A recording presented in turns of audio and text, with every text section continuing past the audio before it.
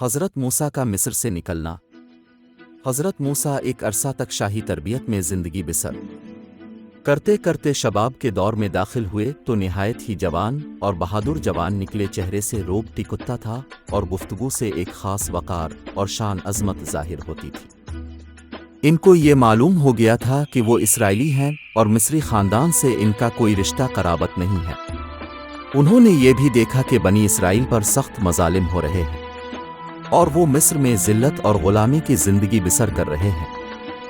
یہ دیکھ کر ان کا خون کھولنے لگتا اور موقع بے موقع عبرانیوں کی حمایت و نصرت میں پیش ہو جاتے۔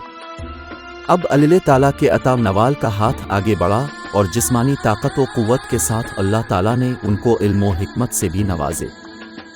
اس طرح اب کو جسمانی اور روحانی تربیت کا بھی کمال حاصل ہو گیا۔ ایک مرتبہ شہری آبادی سے باہر جا رہے تھے، آپ نے دیکھا کہ ایک مصری ایک اسرائیلی پر شدید تشدد کر رہا ہے۔ اسرائیل نے اب سے مدد کے لیے کہہ دیا تو اپنے مصری کو باز کیا، باز نہ آنی پر مصری کو غصہ میں تھپڑ دے مارا۔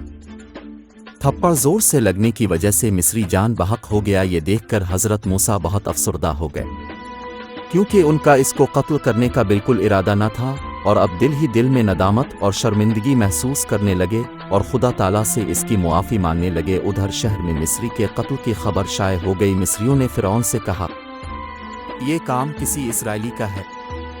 فرعون نے سپاہیوں کو قاتل کا پتہ لگانے کا کہا، جس پر اس کا قاتل کو بھرپور سزا دی جائے گی۔ اتفاق سے حضرت موسیٰ دوسرے دن بھی شہر کے کنارے پر سیر فرما رہے تھے کہ وہی اسرائیلی کسی اور آدمی سے مار کھا رہا تھا۔ یہ دیکھ کر اپنے اسے جھڑکا کہ تو جان بوجھ کر جھگڑا مول لیتا ہے۔ اس سے اسرائیلی اب سے ڈر گیا تو کہنے لگا کہ جس طرح تم نے کل ایک ہلاک کر دیا تھا، اسی طرح آج مجھ کو قتل کر دینا چاہتا ہے کیا۔ مصریوں نے یہ خبر فرعون کو بتا دی کہ شہری کا قاتل حضرت موسیٰ ہے، آپ کو گرفتار کرنے کا حکم جاری کر دیا گیا۔ مگر آپ کے کسی دوست نے اس کی آپ کو اطلاع کر دی۔ اپنی جان کی حفاظت کے لیے حضرت موسیٰ مصر سے روانہ ہو گئے۔